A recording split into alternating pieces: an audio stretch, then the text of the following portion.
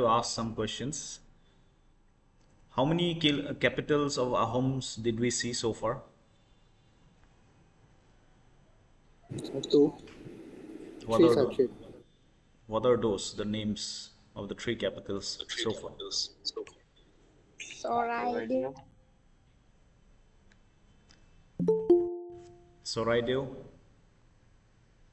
Charaqua, Sargoya, Chargoa, and Habu, Habung was not a capital. Bogota. Yeah, Suhumung's capital was Bogota. Okay, then the next question is,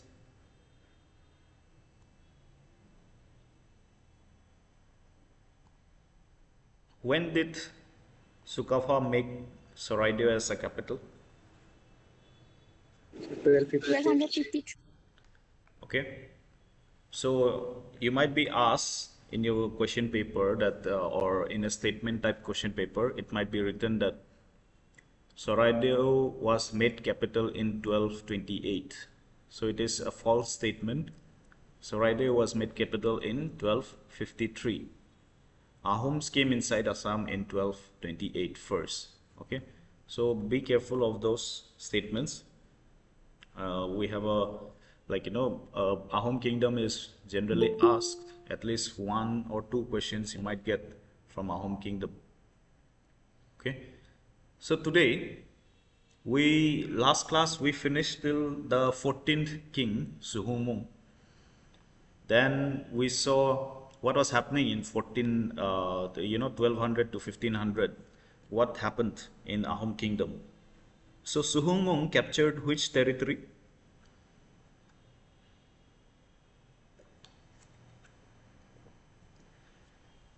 Sutia, Yeah, Sutia and your Kosari kingdom, right? And Kosaris from Dimapur, they left towards Maibong, right? So we know that. So from a small area of Ahoms in Upper Assam, that is your present day, Tirap Namrup side. From that small area, now Ahom kingdom is a big mass, expanding towards present day Dimapur, then towards your present day Nagaon areas. Okay, they were expanding under Suhumung. Then we see Kacharis being forced down towards the south of Assam, present day Dima Hasao and Kachar, right? And then on the western side, who was ruling on the western side in 1500s?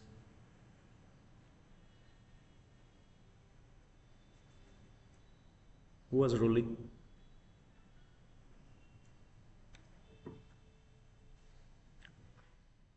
On the western side of it? Yeah, Kuch. Kuch were there. So we see a tripartite struggle. Kingdom. Yeah. Yes, it was Kuch. So we see something like a tripartite struggle between Ahom, Kosari, and Kuch. Okay, Ahom, Kochari, and Kuch tripartite struggle in Assam at that time. King name to Nitai niki. King name to kun? Kar kun to king? Jasa নহয় to Nitai niki.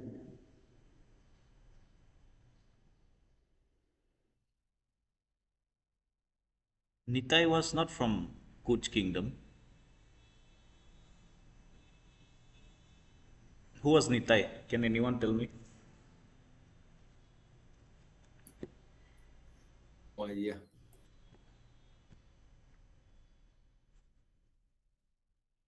Nitai.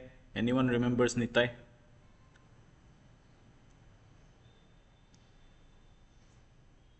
You need to revise your notes. Okay, every day you have to look through the notes, otherwise it'll get confusing. Nitai was Sutia king, the last king, Nityapal. Okay, so Sutia has already been under the Ahoms by 1500. In Assam, we had only 3 kingdoms by 1500, major 3 kingdoms. Kosari in the south, Ahoms in the east, and Kuch in the west. Okay, so we discussed till Suhumung last class, and again I'm telling, revise your notes properly. We saw Sukafa, right? We saw Sukafa entering Assam from this side. Which territory did he come from? What was his capital called?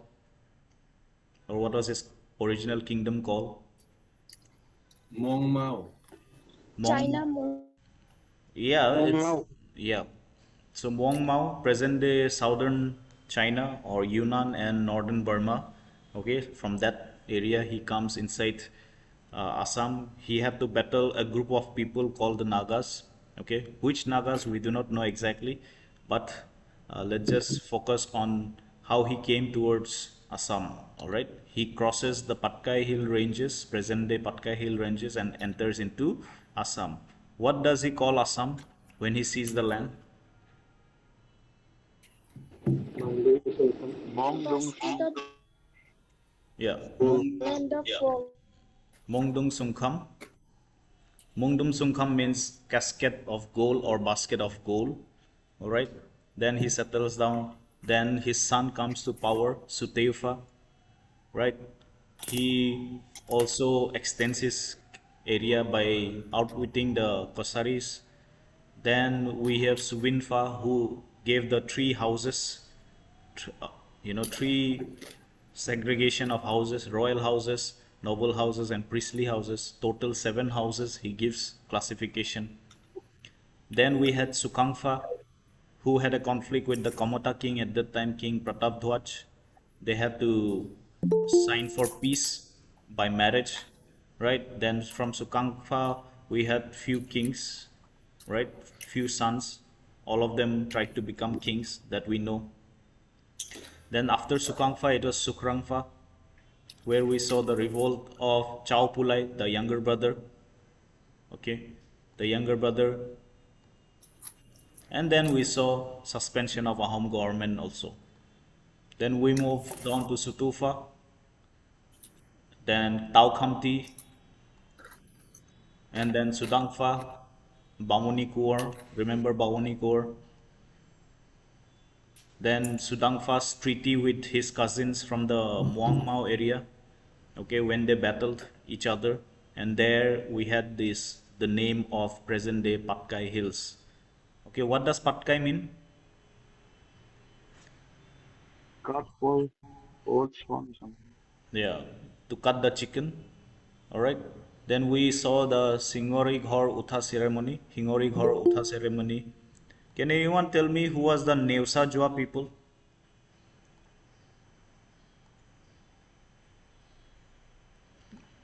Can it? Uh, Yeah.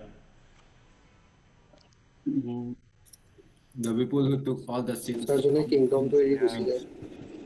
Yeah, the people who took all the sins and left leaves the kingdom after which ceremony of Singori Ghor Utha ceremony?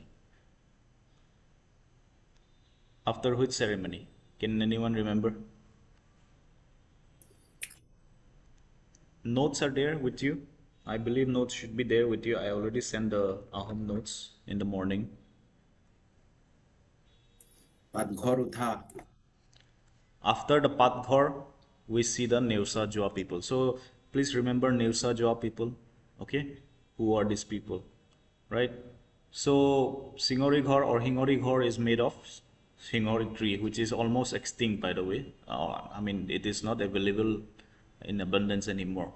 Then after that, we saw 2 kings, Sujangfa and Supakfa. Then we see Susenpha, Suhenpha, all right? Then we talked about a little bit about the Tangsa Nagas. Okay, who are the Tangsa Nagas we saw from present day Arunachal Pradesh, that is Changlang district. Okay, they are there, right at the border of Myanmar. They are there. Then we saw Supinpha, where we discuss against about his reign of terror and how he exiled his, his royal consort or one of the queens. Remember the story? The queen goes to to Naga Hills and she gives birth to a son called Konseng. So we know that, right? Then after that we saw the greatest king in the medieval period of Ahoms, that is Suklenmung. Right, Suklenmung. Apart from Sukapha, after Sukapha, one of the strongest kings of Ahoms was Suklenmung. We saw how he changed his capital to Bokota near Dihing River, which is why he is known as Dihingya Raja, right? Who was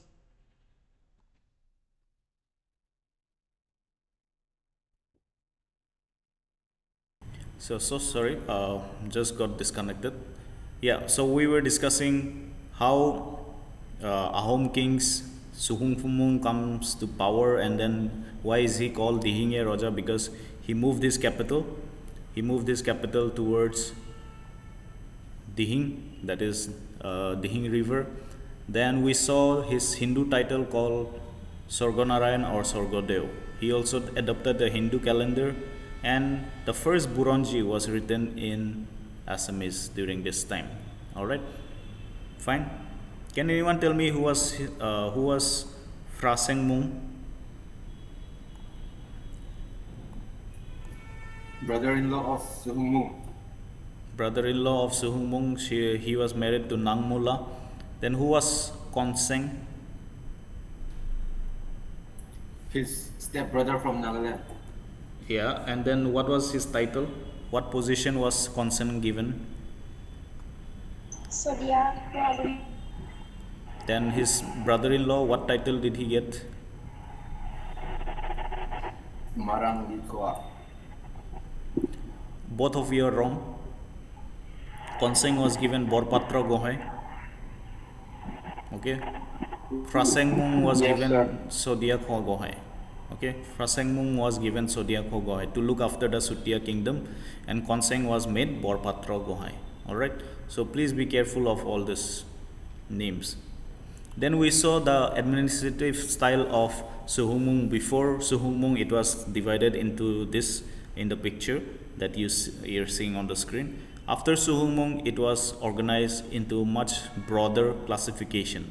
Alright, so initially the royal houses began with 7 number.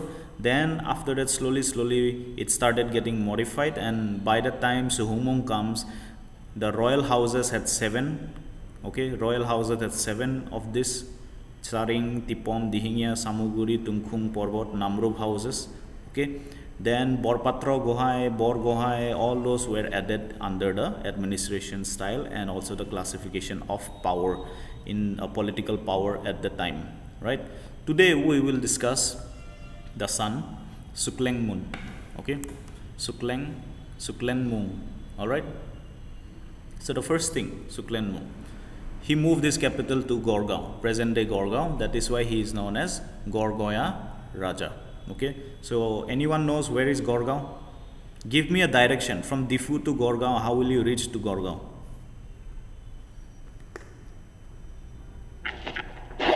East direction. Yeah, tell me what all towns will you have to cross, or districts you'll have to cross? What are the towns that you'll cross on the way to Gorgaon? Golaghat, Jorhat, then Sipsang. Okay, so you'll cross on the east, right? Golaghat, Jorhat, and all those areas. Okay, then you'll reach Gorgaon. Right there, you'll see some palaces and all also. Then he had an alliance with the kingdom of Mongkong. Can anyone tell me what was the kingdom of Mongkong? Anyone remembers kingdom of Mongkong?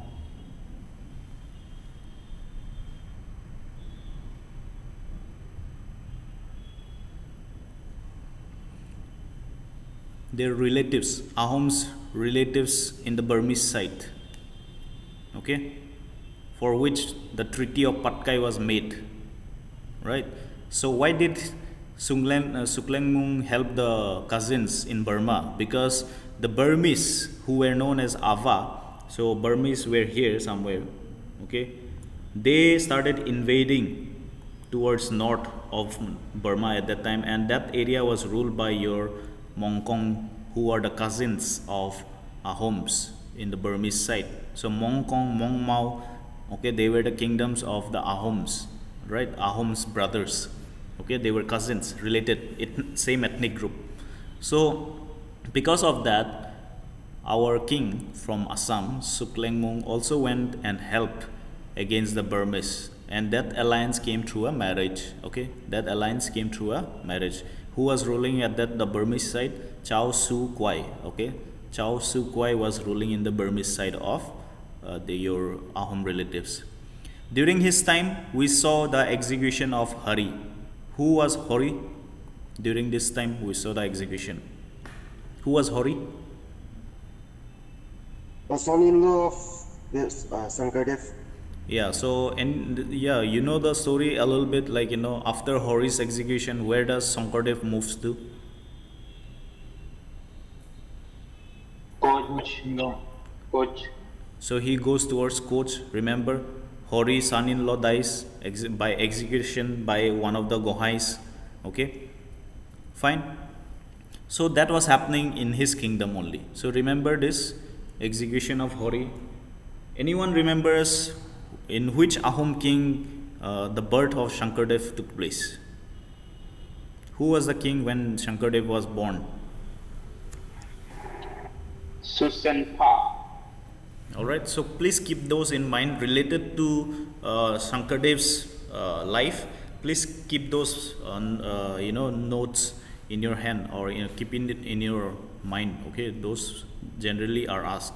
Then we saw during his period, later part of his kingdom period, we saw the invasion of Kuch in 1546 through North Bank. Remember Kuch dynasty when we were discussing, right? They build a road. Okay, they build the road, the Kuch build the road, right, to fight with the Ahoms. Okay, so that was happening during his time. So again, who was the contemporary king when Kuch in 1546 invaded Ahoms? Suklenmung. Alright, he is responsible for building a road called Noga Ali, that is from Gorgaon to reach the Naga Hills. Okay, he built a road called Noga Ali. Then Gorgaon tank, water tank, till now some is there. Gorgaon tank also he built during his time, and he was responsible for moving out Somdev. Can anyone tell me what is Somdev? What is the importance of Somdev? Can anyone tell me what is Somdev? Hingori ঘৰটা ceremony Somdevটো sir পিন্ধিছিলে as a jewelry. So Somdev importance we saw in Hingori Ghor Utha ceremony, where the king had to wear it as a necklace, right? So they believed Somdev was one of their ancestral gods. Okay, so they used to keep it in a box, okay, wood, like gold plated wooden box, and then they used to keep it inside the palace in a very well guarded room. Okay, but by Suhumung's time, we see the influence of Hinduism in Ahom kingdom. So the traditional god Somdev started losing some importance. So that is why Somdev was moved out of the palace and it was kept somewhere else. That too well guarded, of course, well guarded outside of the palace. All right. So that was the nature of Ahom kingdom at that time. They were slowly losing their original belief system as well. Okay, that was the scene. So by this time, Suklenmung's time, we see Somdev out of the palace, okay, which is their traditional belief. Okay, like how you have Hempu Aram, they also had Somdev. The real name of Somdev was something else in Thai, but just for your context, in Assamese it is known as Somdev. Then comes Sukhampa, the next king after Suklenmung, right? What happens when Kuch invaded Ahoms? What happened? Can anyone remember? What happened? Who wins in 1546? Kuch. Kuch. Okay, so what happens to Ahoms? So treaty was signed between them. Yeah, and what was the treaty deal? Elephant and horses were demanded. That was treaty of which place? Treaty of Majuli. Yeah, remember that, Treaty of Majuli. So what happened? Kuch had to subdue the Ahoms, and Ahoms were made vassal. Okay, vassal means puppets of the Cooch. Remember in Treaty of Majuli, right? Am I right or wrong? Okay. You are right, sir. So let's move on. Then comes the next king, Suklenmung. Okay, Suklenmung, who was known as Khora Roja, meaning he could not walk. Okay, he could not walk properly. He had a limp in his leg, so that's why he was known as Khora. Khora Roja means like the leg has some problem. So he was lame. He could not walk properly. So Khora Roja. He had the longest reign in Ahom kingdom. So mark this. Which king had the longest reign in Ahom kingdom? Suklenmung. Okay. So in his time, he did not have so much conflict with anyone else because they were already under the vassalship of Cooch. So they did not have so much war with the Cooch. It was quite peaceful for some time. Then he also gave patronage to Eksarna Dharma, the religion of Shankardev. He also gave patronage, meaning support to the religion. However, towards his later on period of time, he started having problem with Cooch. Okay, he started having a problem with Cooch. All right, fine. Okay, why?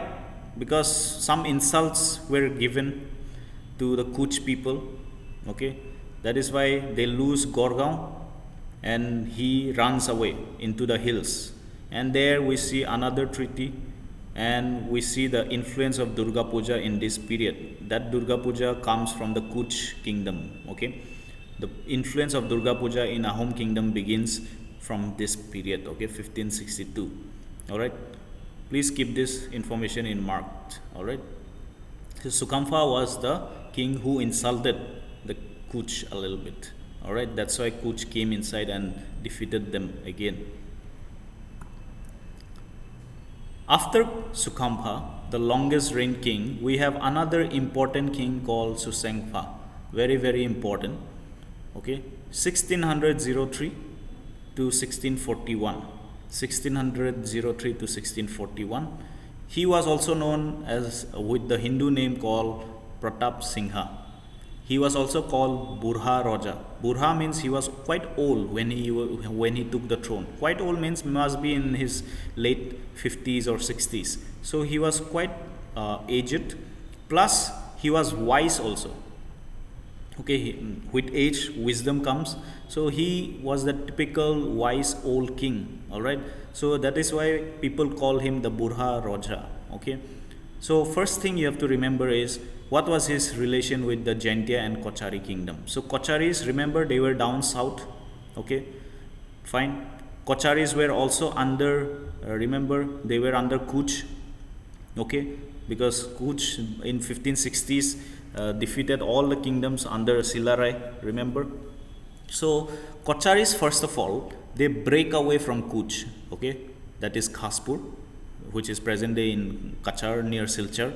So they break away from the Cooch vassal, right? And that time Kochari king was called King Sotrudaman. Okay, he was known as Sotrudaman. Okay, so he had some conflict with Jaintia, which was ruled under Dhan Malik.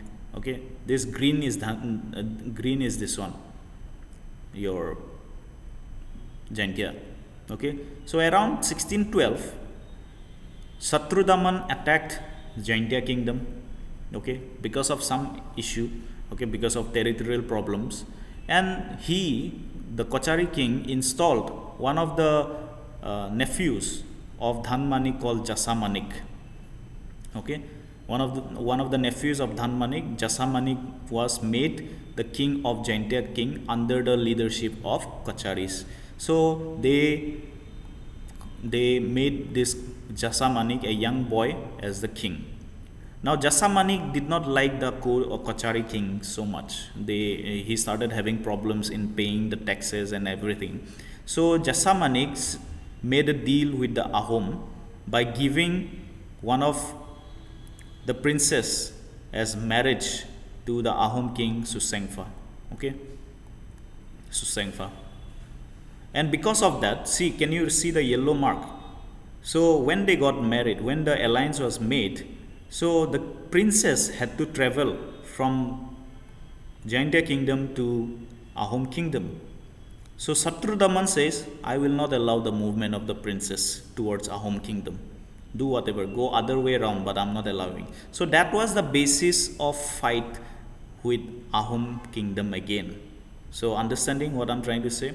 Ahom king Susengfa took objection that why aren't you allowing? She's just a princess. Kachari king said, Jabonidu, Jui korilo kor. So because of that, Ahom king Susengfa had a clash at Roha, present day Roha. Okay? Present day Roha. Alright? But Satrudaman wins. The Kochari king wins, and after he defeated Susengfa, he takes the title Pratap Narayan. Okay? He takes the title Pratap Narayan. Fine? Understanding?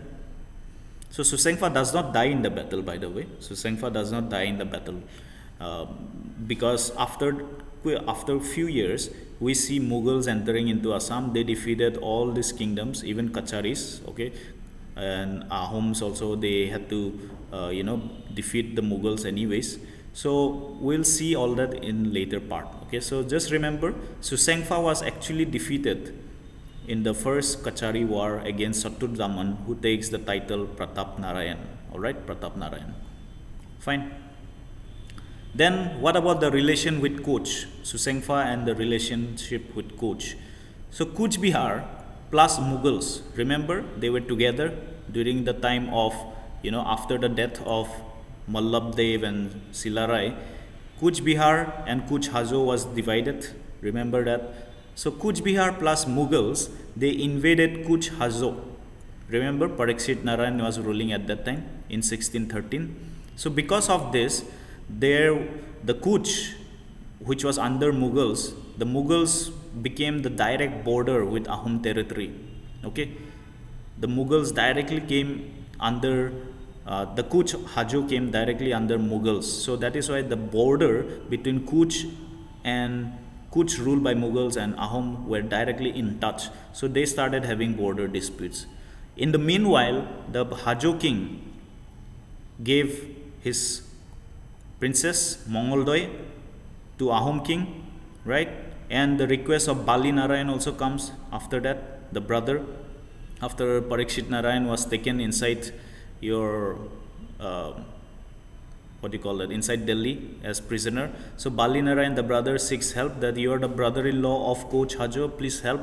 And because of that, Susengfa takes the army towards Samdhara, okay, that is present day near Tejpur, Biswanath, near Bhoroli river, okay. In there, Ahoms push Mughals and they push them beyond Dorong district, present day Dorong district, and because of this, Bali Narayan, the brother of Parikshit Narayan, was made the Dorong Raja, okay, made the Dorong Raja under Ahoms, okay. So for 20 years, Dorong Raja was ruling and Ahoms was ruling from this side, okay. Kacharis were below and we had Jaintias on the west. Again, Mughals were there in Til Guwahati. Then after 20 years, another battle takes place in Swalkusi, where Hajo is recaptured by Ahoms, okay, where Hajo is recaptured by Ahoms with the help of Dorong Raja and with the help of the younger descendants later on, Goj Narayan and Chandra Narayan. They also helped in the battle, so they also said to Ahom king, so please sir, I also want to rule. So Beltola was given to the Goj Narayan and Bijni was given to Chandra Narayan, okay. So please remember that, alright. Because of this constant wars, both Ahom and Mughals face a lot of resources were taken off from their kingdom. So they made a peace treaty, the Treaty of Asuror Ali. Remember this, 1639, Treaty of Asuror Ali, between the chief of the armies, Mumai Tamuli was representing Susengfa, and Ala Yar Khan of the Mughals. They signed this peace treaty, and under this peace treaty they said Bornodi, which is in your present day Baihata Sariali, there is this river Okay, present day towards Baihatasarali. Bornodi will be the border in the north, and Asuror Ali, which will be the south border between Mughals and Ahoms. So Asuror Ali is regarded as present day Rajgarh Road in Guwahati. Okay, Rajgarh Road in Guwahati is regarded as Asuror Ali. Okay, so that was the border between Mughals and Ahoms at that time. And the Mughals also said, we will keep our Faujdar. Okay, Faujdar means a commander of an army at Guwahati, and we will not disturb the Ahoms. Instead, let's have trade between us. So that was the deal. Okay, that was the deal between Ahoms and your Mughals. Any questions so far? Any questions?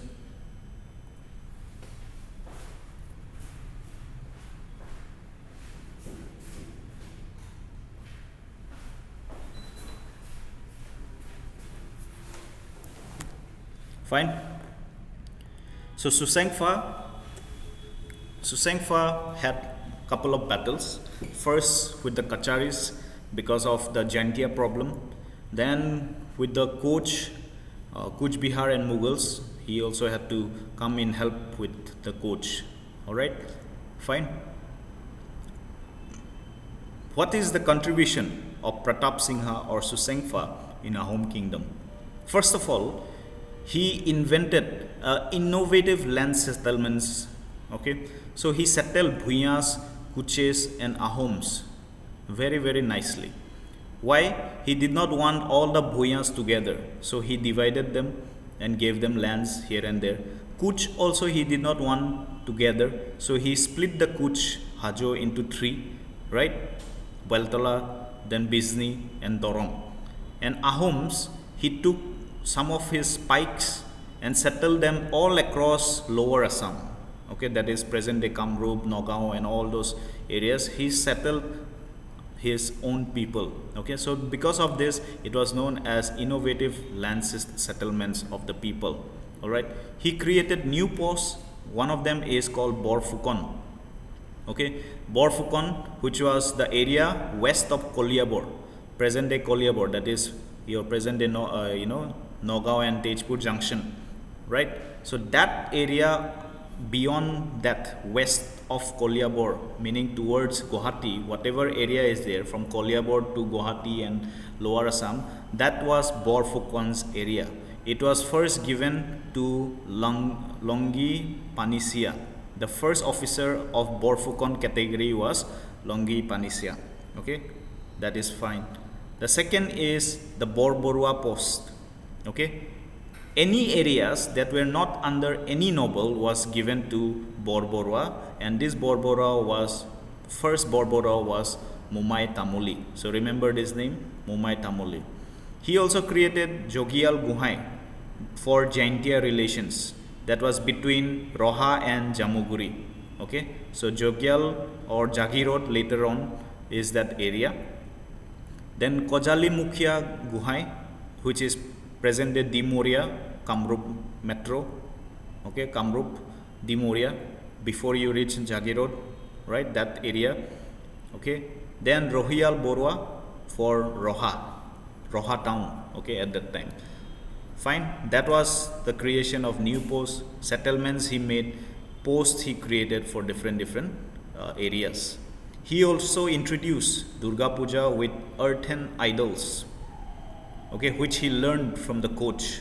And the first mass celebration took place in his time. So Durga Puja celebration in Assam begins in this period actually.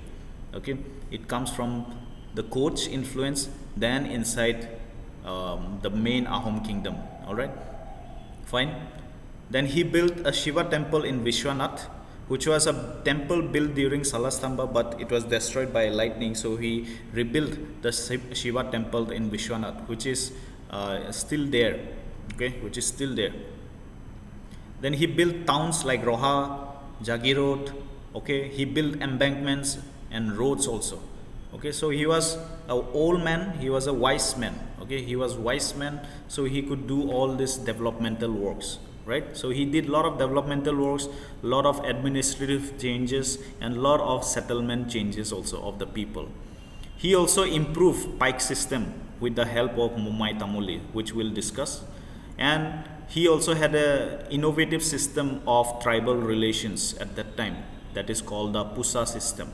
Okay, we will discuss these two now. So please keep your ears and minds open, because these are important mains level questions, pike and Pusa system. So what is a pike system? Before we know what is a pike system, we have to know who is a pike. So any male aged 15 to 50 years in Ahom kingdom was regarded as pike. That male should not be noble or a priest, nor a highborn. Okay, so they should not be of the higher class of the society. Okay, the male could be from any ethnicity. He could be Kosari, he could be Ahom, he could be Sutia, he could be Jointia, he could be so many things. Does not matter, and does not matter of the religion also what they follow. So any male who is fit, who is not a noble, priest or highborn, aged from 15 to 50 is a pike. So if Ahoms were ruling, you and I would have been a pike. Okay, you and I would have been a pike. Simple as that. Fine.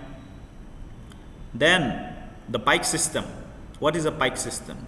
It is referred as a corvée labor system. Corvée labor system means where you work for no money. Okay, you don't get money, but you get certain things instead. Unpaid services for certain period of time only. Okay, for certain period of time, right? So 4 pikes were grouped together in a grouping called Got, okay, or Gut in Assamese. Okay, in a grouping called Gut.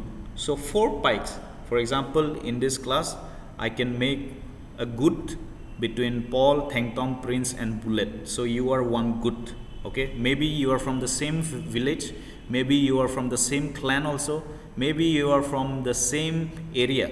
Okay, I could make a Gut if I was a king. Okay, so you are one Gut. So 4 pikes were grouped in a grouping called Gut. Okay, each pike from a Gut, we will every one of you, you will have to give royal services, that is either agriculture, public works, military, for 3 months a year. So alternatively, Prince will do for 3 years, then Thengtong will do another 3 years, then Paul will do another 3 years, 3 months, sorry, not years, 3 months, and then Bullet Rongfar will do for 3 months. So total 3 into 4, 12 months, right? So every 3 months you'll have to change among yourself, that for 3 months one will go, the second will go and give royal services. All right, and in the place of that services, since you don't get payment, you get a piece of land. Okay, all 4 of you get piece of land where you will produce your food. Okay, where you can do farming for the rest of the months when you are not in service. So it was a military scheme. Okay, it was a scheme that every man had to serve the royal family. Okay, every man had to give their service to the kingdom. Okay, that was pike system. In times of war, 2 or 3 were called for under the Gut. Okay, 2 or 3 pikes would be called together in times of severe war. All right. So fine, you understanding Gut and pike system so far? Okay. So tell me,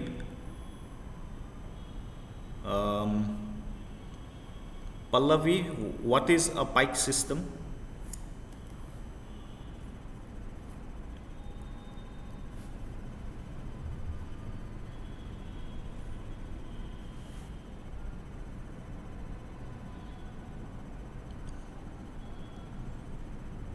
Pallavi Nath, what is pike system?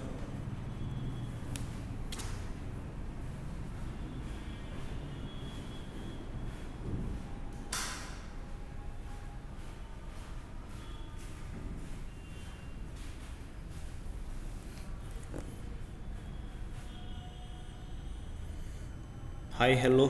What is pike system?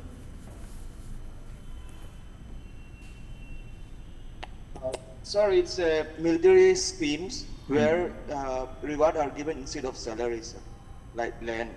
Yeah. Okay. And then can you explain it a bit more from the class, whatever you understood? Uh, it is under Ahom, sir. This scheme is. How many months a pike has to serve? It does not mention the months, but for like rotation wise, they used to serve the kingdom. Like, Yeah. out of 4 members, they used to serve 2 or 3 people. They used to serve at that time. I think. That's all I know, sir. Okay. What about Paul? How many months they would serve? Each individuals, they need to serve for 3 months, sir. Yeah, everyone will serve for 3 months. So 4 of them were there in a group. So 12 months, right? 4 into 3 is 12 months. Okay. Who is Yes, a sir. pike? Who is a pike?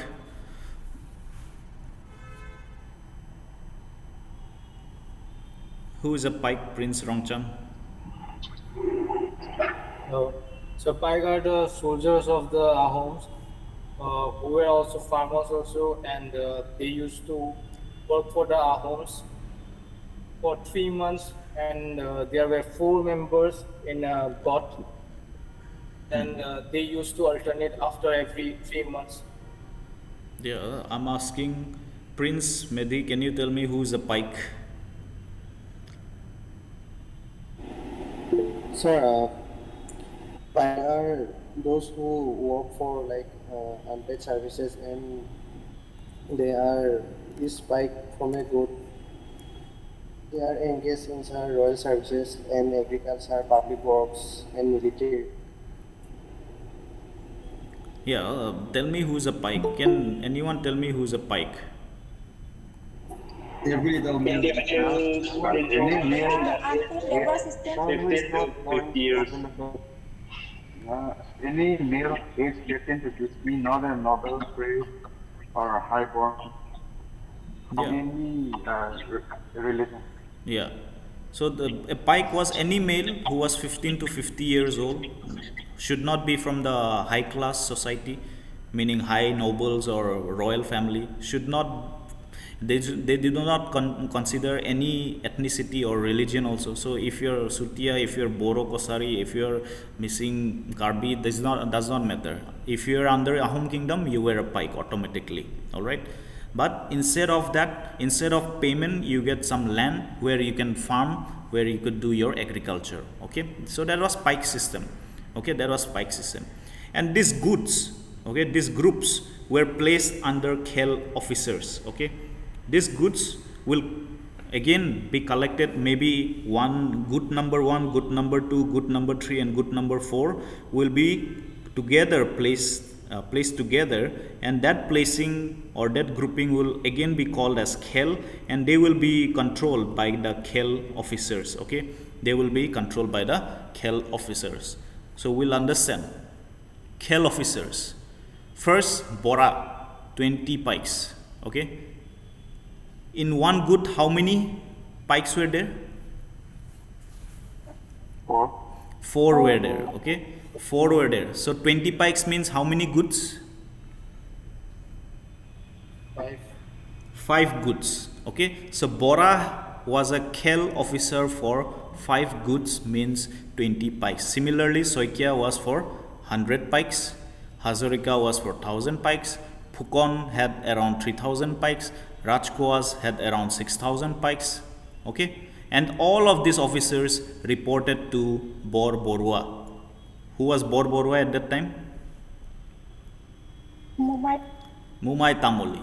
So Bor Borua was the commander of all these groupings. Okay, all these groupings. So if you see here the chart, king, then we had the prime ministerial groups, the Gohais, all the Sodia Kha Gohai, Borpatra Gohai, Bura Gohai, Bor Gohai, all these were there. Then Borwa was there, okay, the military commander.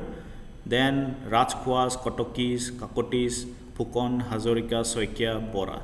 So this side, in very simple term, this side is like the Assam police category, okay. He is the DGP here, okay. And this side is like the ACS officers, okay, at that time. Just understand in a very simple way, they were like the ACS officers, all like, you know, secretary and under secretary, then, you know, commissioners, okay, ambassadors, okay. So they were like the ACS, and Borwas under Phukon, Hazarika, they were like the soldiers or, you know, police, okay, at that time. Fine. Now Mumai Tamuli, he was the mastermind of this pike system. Pike system was there during the time of Sukapha, also pike system was there. However, Mumai Tamuli and Sunyatpha modified it a little bit more, okay. They arranged it a bit more into detail, okay. So Mumai Tamuli further divided the pikes into two classes, okay. One was called Samoa pike, and one was called Konri pikes. Samoas were those people who served the courts and offices, okay, those people who served in the courts and offices. And Konris were the soldiers, okay, and who did manual services, okay.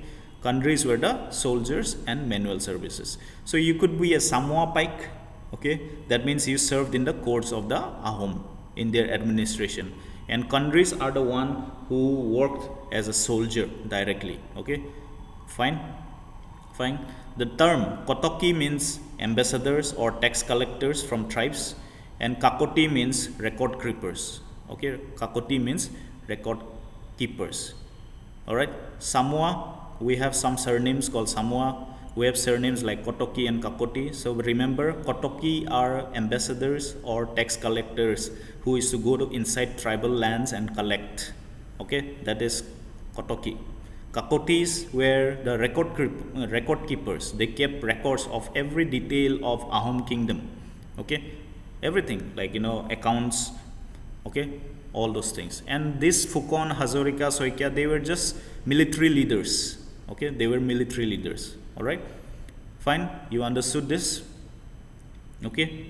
I'll ask quickly, can anyone tell me what does Borborwa do?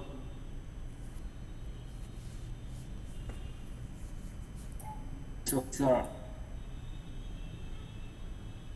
What was the Professor. Commander, military commander. military commander? All right. Then who were the Rajkhwas? administration.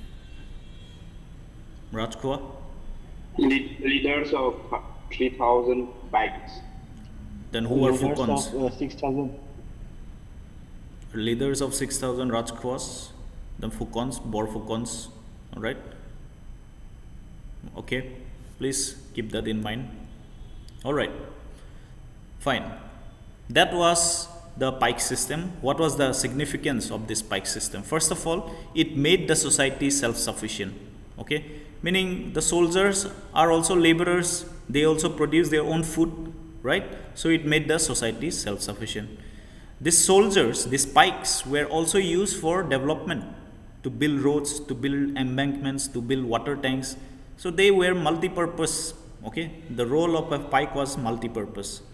They also contributed to internal economy and trade, okay. These pikes, some of them pikes made boats, some of the pikes made like metals, okay. So specialized, okay, specialized skills were made later on, okay, like boat making, brass metal. So these pikes were worked in these industries also, okay. So the role of a pike was multi-purpose, okay, it was multi-purpose. So in Ahom time, a man like you and I could not just sit idle, okay. You will be called, you'll have to work under three categories, either agriculture, either military, or what is the third one? Can anyone tell me?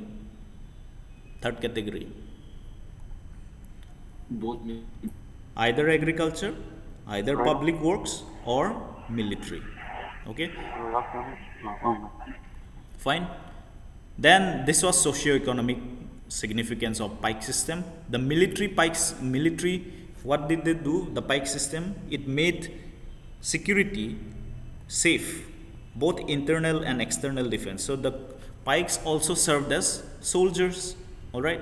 It created a civil military integration, meaning the pikes were civilians who became soldiers, like compulsory military service type, like how in Israel, in South Korea, and in some of the countries we have civilians becoming military persons. So they were trained all the time, okay, they were trained all the time. So it replenishes, pike system replenished forces continuously when there was extended conflicts, okay, when the war went for longer. These pike systems helped replenish new soldiers, okay, new soldiers without hiring anyone else, okay. So it was this significance that made Sunyatpha and the leadership of Momai Tamoli very, very strong, okay. Because of this organization of pike, people could not defeat the Ahoms very easily at that time, okay. The pike system was instrumental at that time. Fine. I hope everyone understood the pike system now. Let's come to the tribal affairs of Ahom kingdom. So Ahoms initially had non-interference with the tribes. So they did not bother the tribes. Like the Nagas also, let them be. We don't want any more troubles with them. Let them be however they want to live, let them. Either it was non-interference. The next one is expedition. Expedition means military action. If the tribes raided any Ahom territory, they would lead an expedition, okay. But these two, non-interference and expedition, did not help the Ahom kings, because the Sunyatpha, he was a Burha Raja. He realized that these tribes continuously still come inside our territory, still raids us. Maybe there is some other problem, okay. Maybe there is some other problem rather than they attacking us. It's not because of unknown reason. So he tried to find out, and he found out that the tribes have some needs, okay. The tribes have some needs, okay. So to fulfill the needs, he came up with the Pusa system, okay. To fulfill the needs of the tribes, he came up with the Pusa system. So for the northern tribes, he gave some villages, okay. Some Ahom villages were responsible to provide commodities to the tribes like Meris, Dafla, Abor. Northern tribes means towards Arunachal, okay. So he asked the villages of these areas that please you provide some food, provide some commodities to these tribes, okay.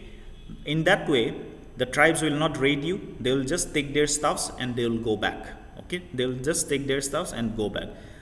And for the villages, he said, you don't have to pay any tribute to us, you don't have to pay any tax to us, and you will get full military support, okay. You are exempted from paying taxes, okay. Fine. That was the first Pusa system with the northern tribes. With the northern tribes, like, who are the Miris? Present day missing. Then who are the Daflas? Present day Dafla, who are they? Asalis. Nishi, okay, Nishi, Itanagar side, Nishi. Then who are Abors? Present day. None. Abors are present day Adi Galos, okay, Adi and Galos, all right. So that was the deal with the northern tribes. Fine. Then with the Naga tribes, what was the deal? The Nagas wanted lands to cultivate, okay, they wanted lands to cultivate. That was the request of the Naga tribes. See, we raid because we don't have any lands to cultivate, because we are in the hills and the hills don't grow much. So that's why we raid, okay. So they were given, fine, the Sunyatpha realized, okay, fine, we understand your problem. We will give you some lands that will be called as Nagamati. However, that Nagamati is not permanent, okay. that Nagamati is not permanent. You cannot take it permanently. You have to give us some revenue, okay? Meaning annually you have to pay us some amount of money, all right? Some amount of money or some amount of the produce, whatever you produce there. So these Nagamatis were given to the Naga tribes, and Nagas promised that we will give military and some tributes to you. So whenever war arises, these tribes will provide military support to Ahoms as well as tributes, meaning annual revenues to the Ahom kingdom. So that was Pusa system with northern and the southern tribe called the Nagas, okay, all the Nagas. What about the other tribes like Jaintia, Bhutia, Mishmi? So they wanted neither food, neither land, they wanted markets, okay. They wanted markets because they were known as trading tribes, okay. So they wanted markets to trade, okay. So they built, Sunyatpha built lot of markets. For example, Jagirot market, Beltola market, okay. Beltola market till now is going on, okay. That was an initiative under Sunyatpha and the later Ahoms also. They practiced that so that the tribes feel welcomed in their kingdom, right? So these tribes were benefiting from the Pusa system, okay. And the Jaintia, Bhutia and Mishmi also said, we will give support and we will pay the tributes, okay. We will pay the tributes. And who was responsible for collecting and maintaining the relation with Ahoms? It was the Kotokis. The Kotokis were placed that you look after the relations of the tribes, if they are doing well or not, okay. If they are doing well or not, fine. And they also hired the Miris to be the middlemen, okay, to be the middlemen between the northern tribes. So the Miris are a group of people, present day missing. They could speak both the language, Assamese, as well as their tribal language up in the north.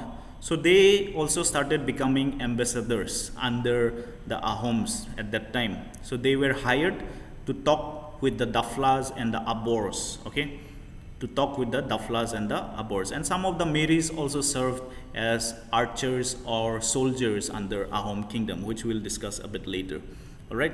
So this was the system. Pusa system was initiated by Sunyatpha so that he had friendly relations with the tribes.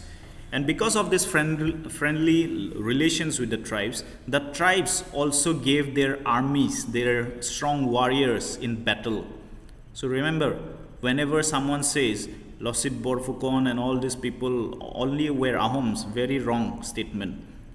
That's why people of the tribal origin gets offended, because they also supported the Ahoms in the war against Mughals, okay.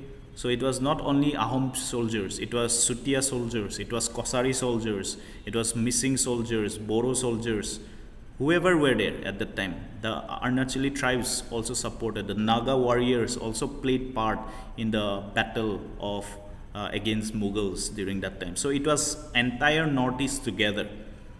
Some elitist mindset of Ahom people say like only Ahoms were there, the Ahoms are stronger. That is ethnocentric mindset, that is anthrocentric viewpoint. If they read their own Buronjis, they'll find out all these soldiers mentioned, okay. So anyways, so Pusa system was a tribal relation between Ahoms and the tribes of that time, all right. So because of this contribution, the Sunyatpha, you know now why he was called Burha Raja. He was wise, okay, and many people call him Buddhi Narayan, meaning the wise king. So remember, the wisest king of Ahom kingdom was Sunyatpha, okay. He understood the problems of the tribes, he understood the problems of Kuch, Kosari, right. So he was there to help. If you look at his life, he was always helping others. The Kuch also he helped, the Jaintias also he helped, right, and the tribes also he helped. So he was always helping one other community, right. So he was known as Buddhi Narayan. So now tell me, so far, which king do you prefer? Suklenmung, who was a military warrior, always constantly at war, or you prefer Sunyatpha, Pratap Singha?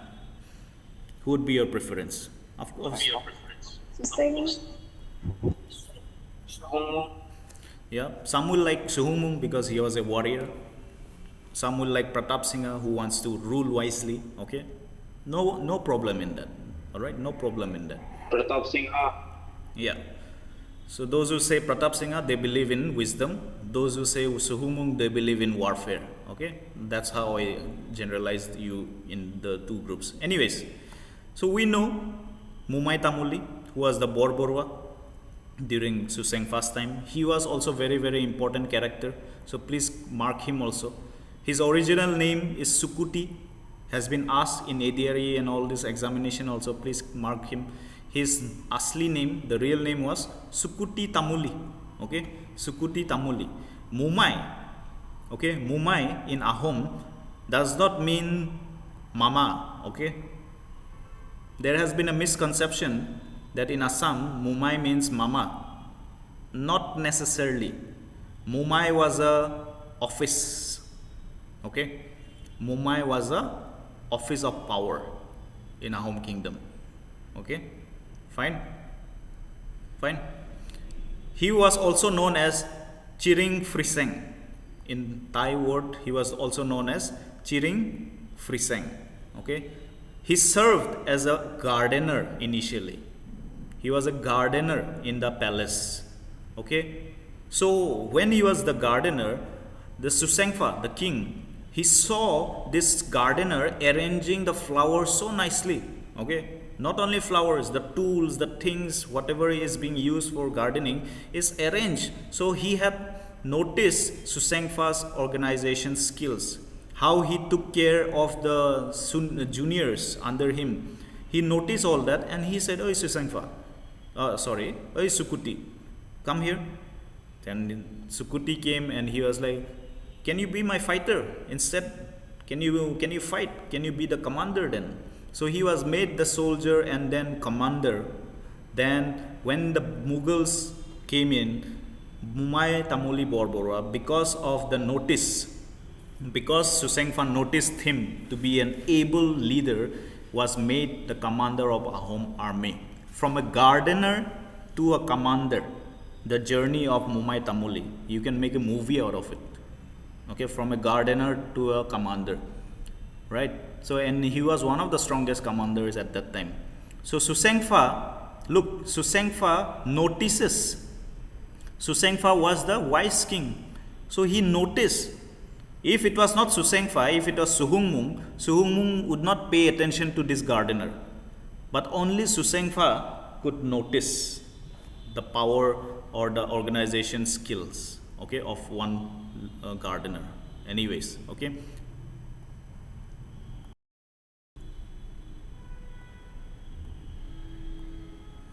Okay. So he was given the office of Borborwa after the victory of Mughals, okay, over Mughals.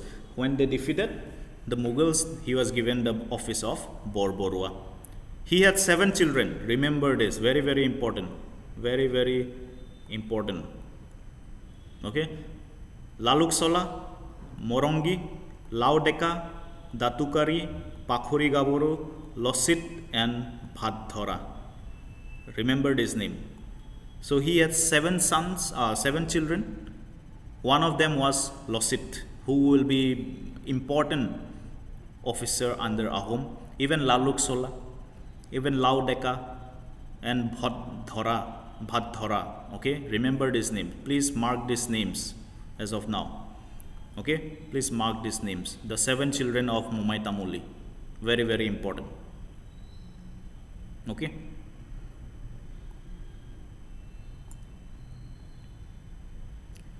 After the death of Sunyatpha,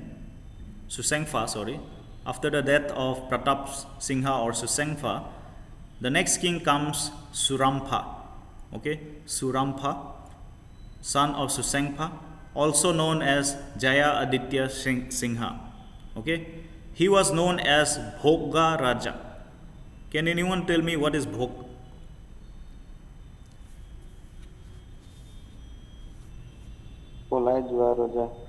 That is Bhog, White king. Bhog. Not Boga, it's Bhoga. So Bhog in Sanskrit means indulgence, too much indulgence in sensual pleasure. Okay, so Surampha, the son of Sunyatpha, was indulging in a lot of sensual activities at that time. Okay, lot of activities. So that is why he was poisoned and killed. By whom? The nobles, probably. We know the nobles. Okay, the nobles are sometimes the ones who lead the power. Okay, fine. So he was known as Bhog Raja. Jayadatta Singha did not have much influence. They were incompetent kings. Okay, they were all incompetent, not very powerful, not mostly useless kings. Okay, of that time. So Bhog Raja was Surampha or Jayadatta Singh. He was poisoned and killed at that time. Oh, my class.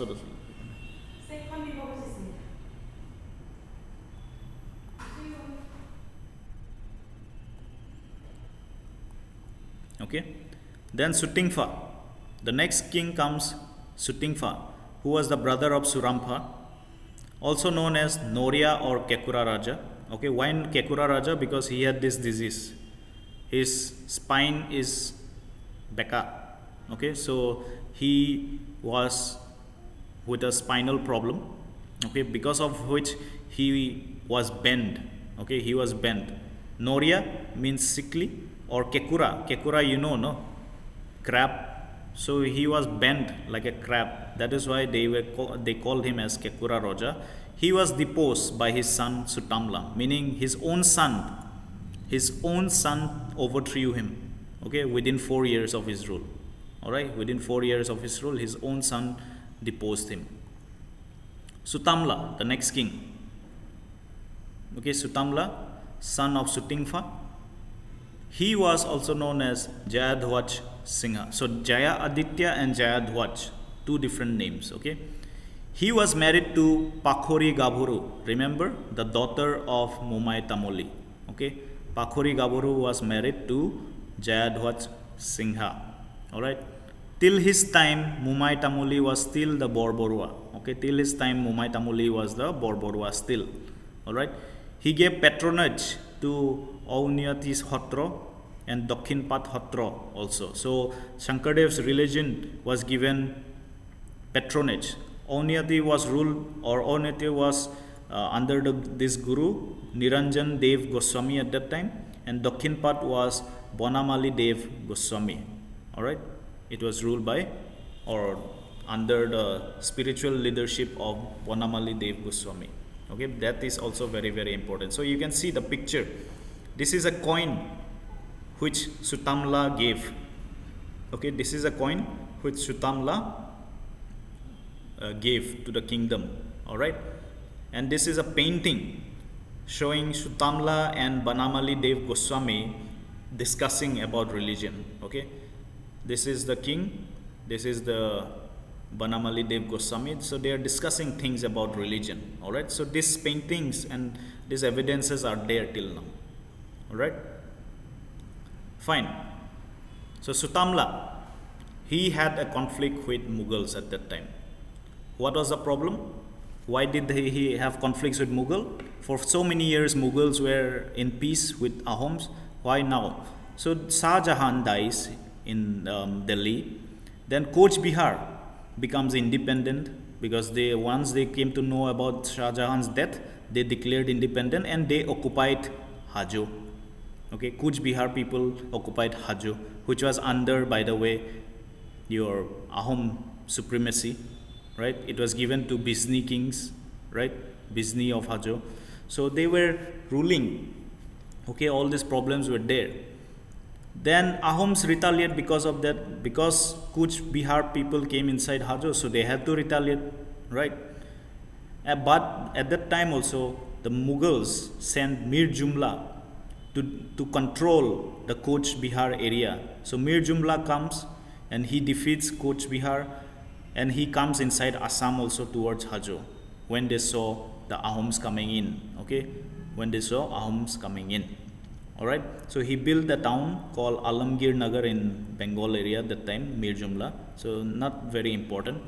So there is a battle in Jogi Ghopa now. Jogi Ghopa is present there towards Manas. Okay, There is a place also. Okay, so right on the river banks of Manas, Ahoms and Mughals fought at Jogighopa. But Ahoms had to retreat to Guwahati because of Mir Jumla's attacks. And by 1662, Guwahati falls under Mughals. And by March 1662, within 2 months, Gorgaon is captured by the Mughals. So Sutamla, the king, runs away inside the hills. Okay, and in the hills, or when they escaped from the kingdom, they were hiding. In that hiding, he appoints a new Buragohai called Oton. Remember this character also. So very, very important. He appoints a new new counselor, new prime minister called Oton Buragohai. Okay, Oton Buragohai was known for his guerrilla tactics. Okay, Oton Buragohai was known for guerrilla tactics. So this picture, if you see, this is the tomb. This is the tomb of Mir Jumla, which is in Mankasar. Okay, till now it's there, this tomb. So there is a tomb mentioned for Mir Jumla, which is still there in Mankasar. Okay, fine. So Oton Buragohai comes as counselor, new prime minister, right? And in 1663, the Ahoms and Mughals had to sign a peace treaty. Okay, what was the peace treaty? Because Mughals defeated the Ahoms badly, so they signed for a peace treaty. The best way to protect the kingdom was to sign the treaty. Otherwise, they were losing a lot. So one-time payment of 20,000 tola of gold, 120,000 tola of silver, 40 elephants, and EMI also was there. For 12 months, they had to keep providing 300,000 tola silver, 90 elephants, and 20 elephants annually. Okay, that was there. Boundaries also changed. Bhorali River, that is your Tejpur area, was the north boundary, and Kolong River, that is your Kopili Kolong River, that was the southern border between Ahoms and Mughals. Okay, that is the Treaty of Gilajhari Ghat in Tipom. Okay, hostages were given, 6 sons of hostage of noble chiefs, maybe from the Guhais and all those. 6 sons were given as hostage to the Mughals, and the only daughter of the king, Nangsen. Okay, only daughter of King Nangsen was given as a hostage, who becomes later on Rahmat Banu Begum in your Mughal history. Okay, and she was given to marriage to the prince of the Mughals, Azam Shah, who was the son of Aurangzeb. So Mir Jumla was sent by Aurangzeb. After the death of Shah Jahan, it was Aurangzeb who comes to power, and he recruited, or he sent Mir Jumla to destroy Ahoms. Okay, so imagine if you had to give your small kid, even if your nephew or niece, to some foreign invaders, right? So that was the pain of Sutamla. Okay, that was the pain of Sutamla. They lost the battle very, very badly. Initially, they were defeating the Kuch, but when Mughals came inside under the leadership of Mir Jumla, they lost every area from Guwahati, then moving down to their capital also. They lost. So that's why they had to run away. So after this treaty, the kingdoms looked like this. Okay, after this treaty, Mughals on the west, Ahoms in the east. Okay, it looked like this. Fine. Okay. Any confusion so far?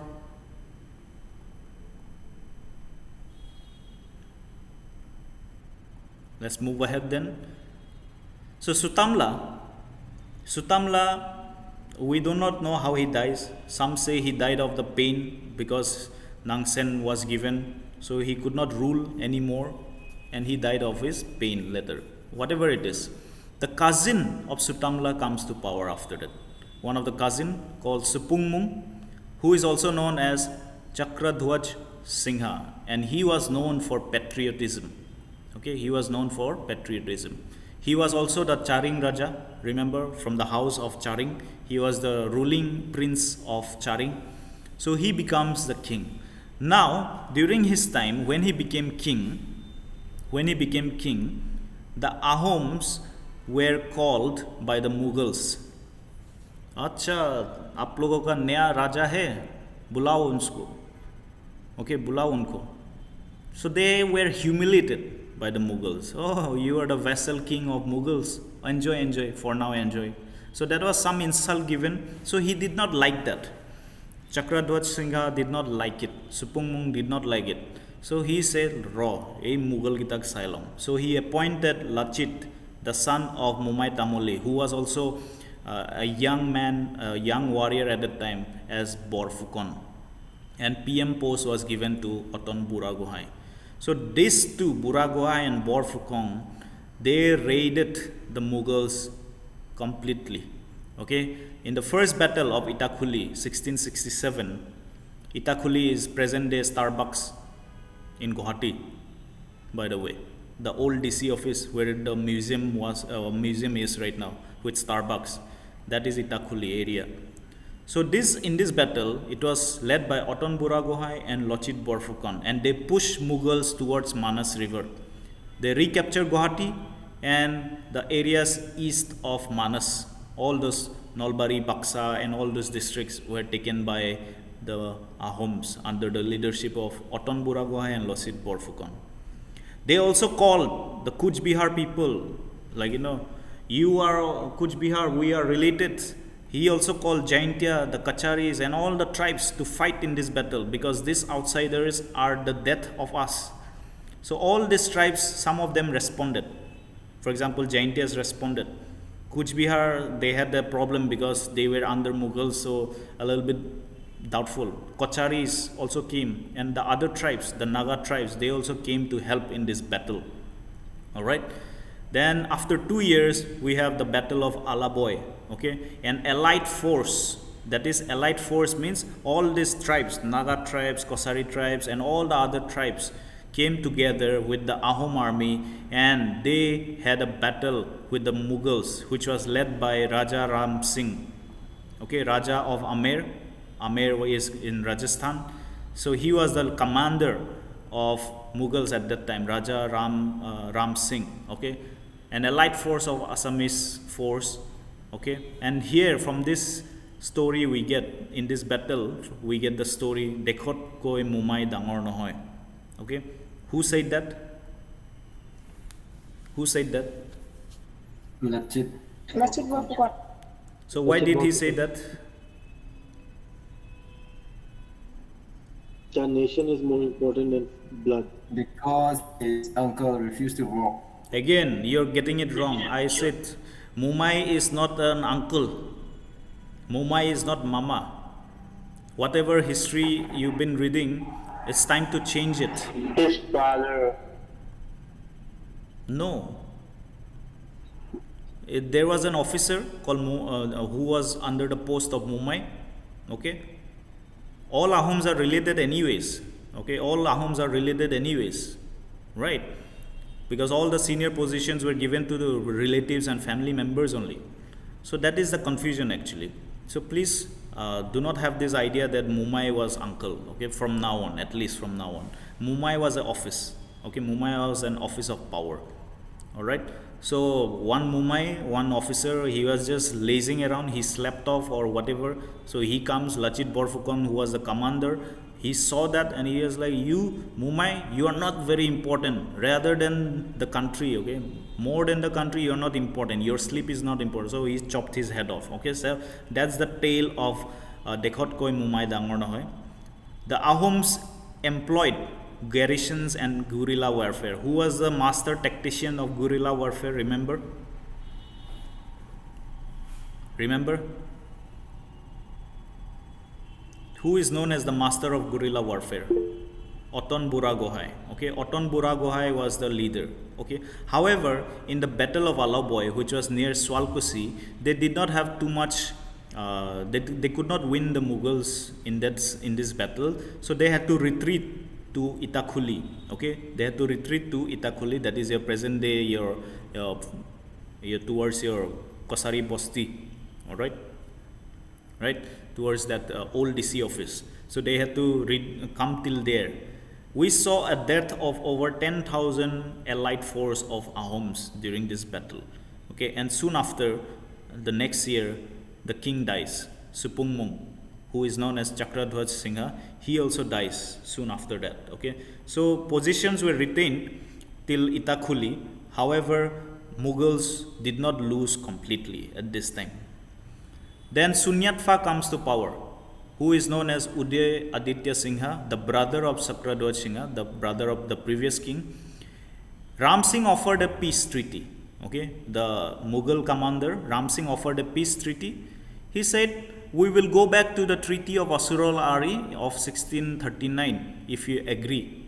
Okay, if you agree. This peace treaty was sent to Oton Buragohai.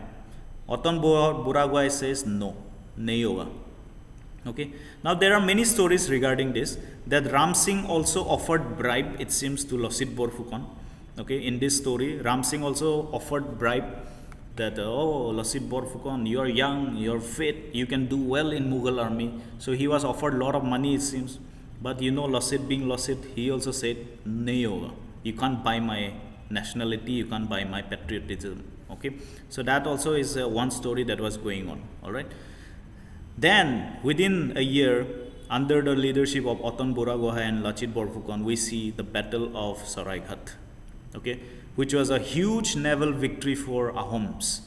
But during this battle, Lachit Borphukon suffers some illness and he died after the battle. Soon after the battle, he also died. And all the territories that were lost, under Mughals, they restored it, and Mughals were pushed back further and further to the west. And after the death of Lachit Borphukon, his brother Laluk Sola is appointed as the new Borphukon. Okay, Laluk Sola was appointed as the new Borphukon. Fine. So till here, any confusion? Okay. So Lachit Borphukon in the history.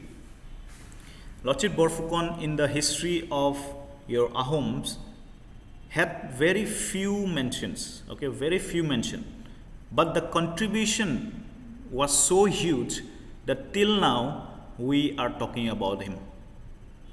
Okay, we are talking about him. However, you have to understand, it was also the role of Oton Buragohai as a counselor or as a, you know, chief minister or prime minister. Because of these two combination, we saw Ahoms defeated the Mughals completely from Assam at that time. All right. So Lachit Borphukon came like a strong heir, defeated the Mughals and then passed away. So very short life.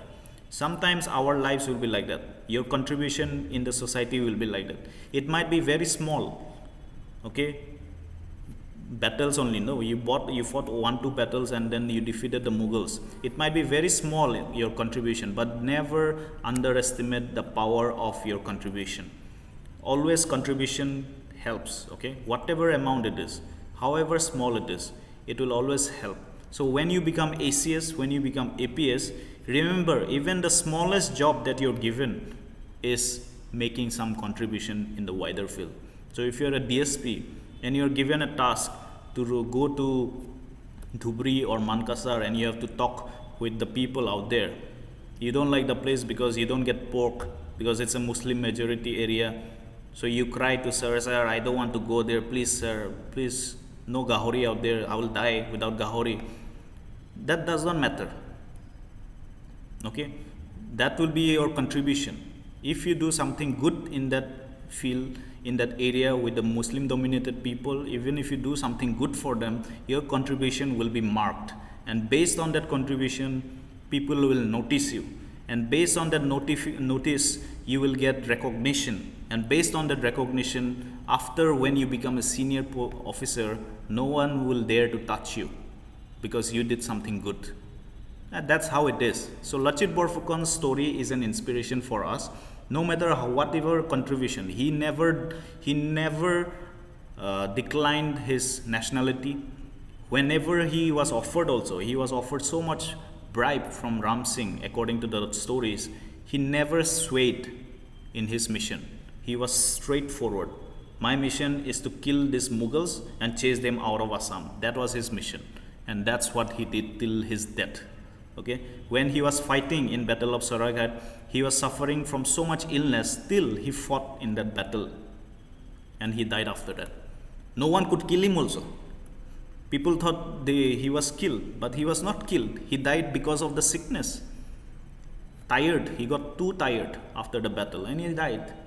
That's what a mission should look like. Alright? So fine. That was the story of Lachit Borphukon, Aton Boruagohai and the king Uday Aditya Singha. So after the battle, Uday Aditya Singha became a bit arrogant, you could say. He led an expedition against Daflas, that is going against the principle of Ahom's rule of Posa. So the Aton Boruagohai, the Prime Minister, advised, sir, please don't attack the Daflas. Please don't attack the Daflas. We have the Pusa system. Let's discuss through the Pusa system. But the king said, no, they captured our soldiers. How can we keep quiet? Okay, so the Daflas, the Nishis, captured the soldiers called Tua and Tita, who were ambassadors actually of Ahom kingdom. So they were captured by the Daflas. Alright. But Aton Boruagohai said, no, please don't do that. But still, they went against the Daflas. Alright? And because of that, they lost a lot of Ahom soldiers. So the mighty Ahoms who defeated the Mughals lost with a small tribe called Dafla in this expedition. They lost thousands or maybe hundreds, 500, 600 soldiers they lost fighting with the Daflas. Unnecessary killing, no? If the king was wise like Sunyatpha, he would have talked it out. He would have given something what the Daflas would needed. That is why he was not wise. No one was wise like Sunyatpha. So that's what happened. They went against the Daflas. The Daflas killed them aramse. In the hills, they are the kings. Right? So that was the unnecessary killing of Ahom soldiers by taking this expedition against Daflas. Then this king later on also was influenced under Boiragi, Paramananda Boiragi, who was a sannyasi from Gokulpur. Can anyone tell me where is Gokulpur?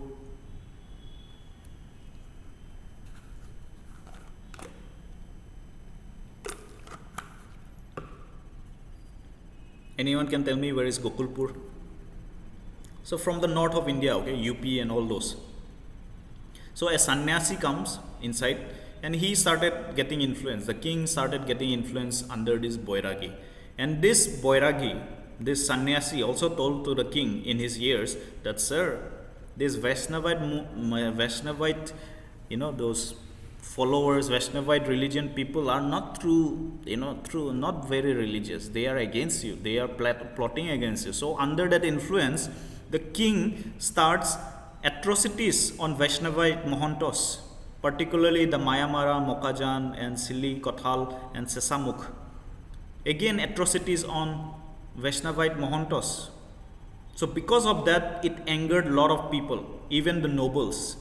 Okay, because most of the nobles followed Vaishnavism by then. Okay, most of the nobles followed Vaishnavism. So they were like, fine, we defeated the Mughals. Now why is this king acting like the Mughals now? So because of that influence of Paramananda Boiragi, the king started atrocities on Mohantos. Who are Mohantos? The leaders of Vaishnavism of Assam at that time, Eksarna Dharma. So they were targeted, they were shaved, their heads were shaved by the officers, they were beaten. So it angered a lot of people actually. Okay. So in memory of this sannyasi, he also builds a road called Boiragi Ali. So he was heavily influenced later on in his life by this sannyasi. And that's why he was killed by a conspiracy. So Debara, who was an officer, okay, he was a Hazarika, whose father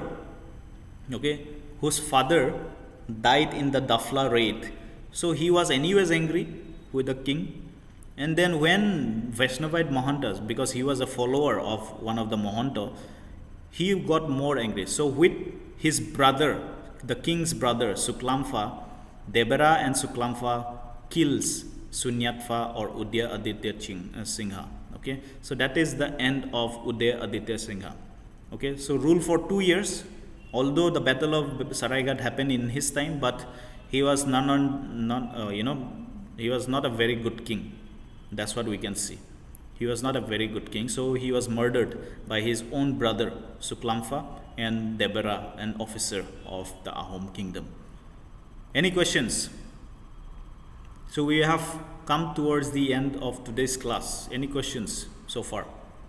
We'll do quickly some cultural things. Okay, quickly some cultural things.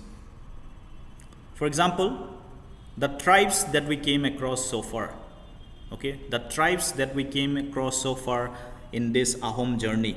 Okay, who are mentioned in the Buronjis, by the way. I'm not saying this. The Buronjis are saying about them. Okay, so let's read about those tribes mentioned in the Buronjis. First of all, the Jaintia. Okay, Jaintias have three main groups called War, who are ruling from the south, Panar from the central of Meghalaya, and Bhoi, who are known as northerners. So Ribhoi district, right? Ribhoi district, as soon as you cross Guwahati, you get Ribhoi district. So that was the north. The south Jaintias were known as War, okay? And the central, that is your present day Jaintia hills, were known as Panar, or they are still known as Panar, okay? So they belong to the larger Hinnu tribe family, okay? Hinnu tribe family, okay? So they had this kingdom till 1835. Initially, the kingdom was divided under 12 Dolois. Dolois are chief, okay? So many a times people get confused between Dole and Doloi. Dole is from missing. Doloi is either from Tiwa or Jaintia, okay? Doloi means chief. So you will see a lot of Khasi people also having a surname called Doloi. So they were also under this kingdom, okay? Doloi means chief, all right? So either they're Jaintia or Tiwa, remember that, okay? They have their traditional faith called Nyamtre, okay? Nyamtre was the traditional faith, which is also known as Ublai Trekirot. Ublai is the name of their god, okay? Ublai, okay? Ublai. Three principles are there.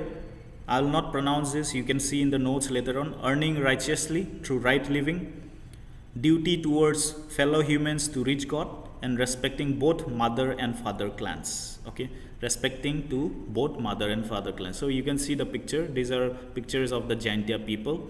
All right, this is how they dress. All right, so their inheritance is called Khon Wasdia. Khon Wasdia means the youngest daughter gets the property later on. Okay, the youngest daughter gets the property. So important festivals, Bedeiklam, which happens in July, which is coming up. So you can see all this creation during the festival. Okay, they celebrate in mud during this festival. Okay, these structures are called as rods. Okay, this structure are called as rods. All right. Then this monoliths in Nartiang in Meghalaya, still there. They say this was the place where, you know, their ancestors, okay, their ancestors were buried. That is Umar Palinki was the ancestor. They have dances like Laho and Shatplyang, okay, plate dance. Okay, so just remember few important things. All right. This was Jaintia tribe. The next tribe we got the Daflas or the Nishi, which we heard already. Daflas and Nishi. Nishis are from the Tani tribe, Tani ethnic group, who claims to be the son of Abotani.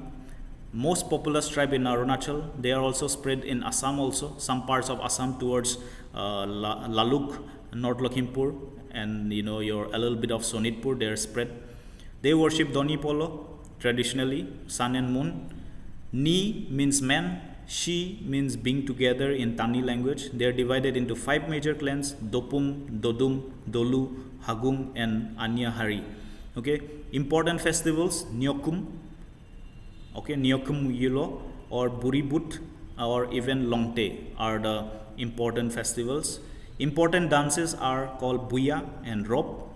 This headgear they wear, made of hornbill beaks, is called as Pudum or Padam. Okay, Pudum or Padam. The beak is from original hornbill bird. Alright, so these are the Nishis. The next tribe mentioned in Buronjis is the Miri. Miri are also part of Tani tribes, claim descent from Abotani. There are several theories regarding the name of Miri or missing. Mi means man, Asing means water, so people of the water. Also, Mi means man and Ashing means relative. So this name was given to missing by Adi people, it seems, according to the theory number 2. However, not very important, they are the second largest tribe in Assam. They are also spread across these districts, Golaghat, Jorhat, Majuli, Sibsagar, mostly in Dhemaji district and North Lakhimpur, Sonitpur also. Around 80,000 people are still there in Arunachal, that is bordering Dhemaji and Arunachal. That area, around 80,000 of them are also still there in Arunachal. So in Arunachal, they are under Adis. It is called ST Adi missing. Okay. Important festivals, Ali Ailigam, which is the sowing festival, then Porak, which is the harvest festival. So originally they lived with Tani clans. They migrated to plains of Assam because of internal wars and conflicts, and they migrated much before Ahoms came inside Assam also. All right. So dances are Gumrak. Okay, dances are Gumrak. So any questions so far?